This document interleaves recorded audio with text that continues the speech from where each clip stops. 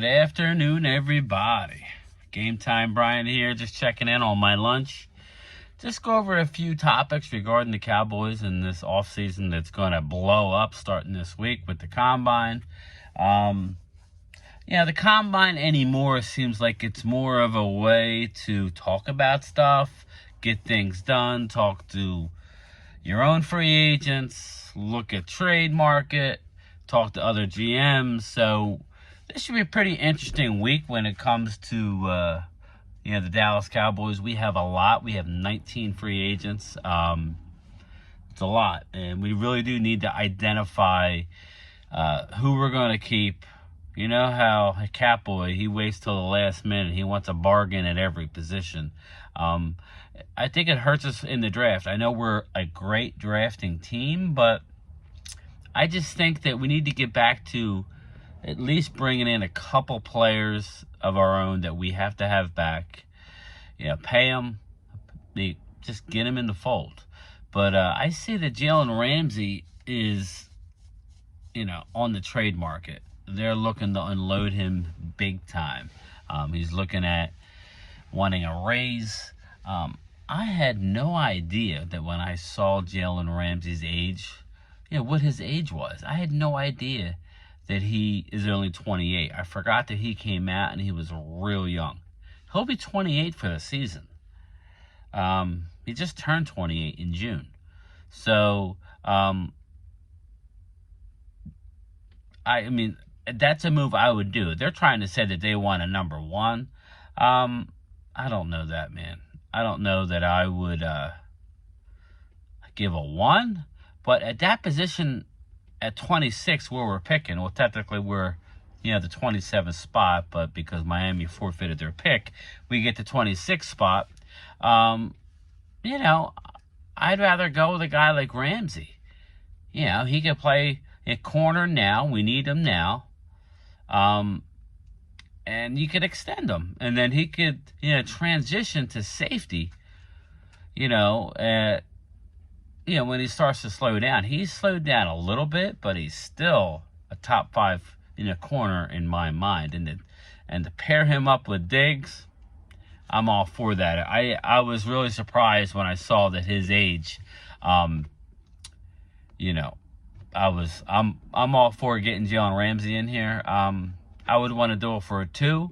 But, hey, listen, it is what it is. Anybody we get in the first round, unless a Bijan Robinson drops, and there's a lot of tight ends in this draft, running backs in this draft that I like, I would do it. But I would want to give up a 2 and maybe another, conditional pick. That's how I would do it. If Bobby Wagner was released, he's going to be 33 before the season. Again, I know he's been around a while. He's coming off of a 6-sack, unbelievable tackling season. He is a tackling machine. He never gets hurt. But I don't know that I would sign him long-term, like multi-year. It's all about the guaranteed money. What I would probably do is sign him. That would mean letting Leighton Vander Esch go, but I'm okay with that, even though I wanted Leighton back. But if you're going to say it's Leighton or Bobby, well, Bobby doesn't get hurt. And we all know Leighton has that neck issue going on. He's one hit away from being out for the season. I'll take Bobby Wagner. It's all about the guaranteed money. So, give him 12, 13 million guaranteed. They spread it out.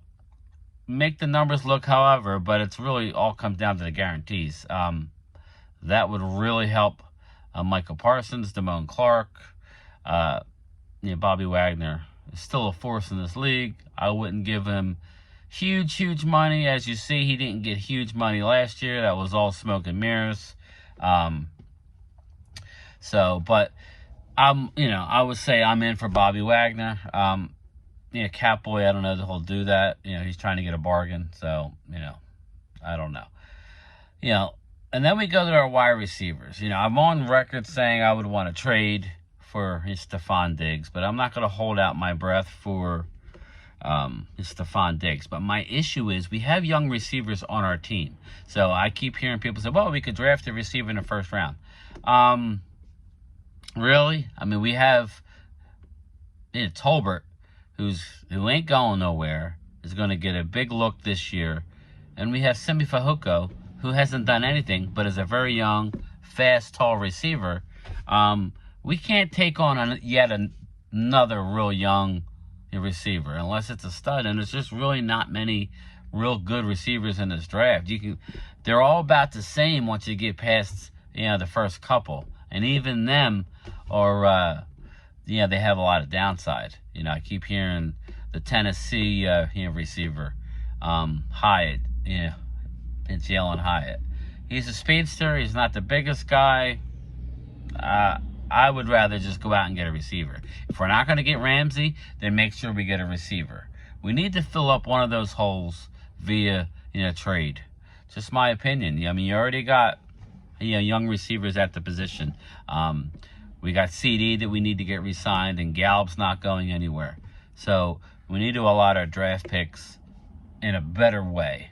And the last thing I want to talk about is Stephen Jones. He's at it again. I don't know about you guys. I'm really over his sit-down vote of confidences for Dak Prescott. You didn't want to pay the man, Dak. He literally had to go into his last franchise season.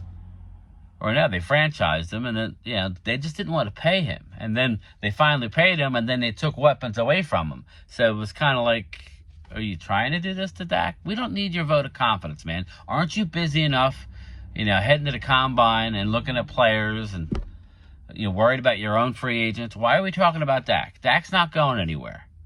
Okay? The media is going to say what the media wants. Especially this time of year where everything is clickbait. And you know who I'm talking about. Even the Dallas Cowboys' own YouTubers that work for the team, Sports Illustrated SI, you know who you are. It's nothing but clickbait right now. Not that he's not knowledgeable, but, hey, Stephen Jones, we don't need to have your vote of confidence. Start working on your own free agents. We don't care what you think about Dak. Dak's not going anywhere. Okay? So, I'm just tired of it. We don't need your vote of confidence, man. You're the de facto GM, because Jerry, I don't think, is actually doing anything of meaning. The only thing Jerry does is when Steven can't get a contract done, or he lowballs, he lowballs all the players go to Jerry, and Jerry says, all right, come on, Steven, we got to pay this guy, like DeMarcus Lawrence last year, like Jaron Curse. It goes on and on and on. Steven wants to get a bargain at every spot instead of, every once in a while you got to pay these guys. So please, be quiet, Steven. I'm looking to have a busy week this week, with the combine. I'm looking forward to all the information. Some of it real, some of it everybody wants to play for the Cowboys just to bump up the price. Hey, that's what it is being a Cowboy fan. So, we're used to it, right? So, another off season, no Super Bowl. We can only think that we're going to get there next year. So, that being said, I'm out. Peace.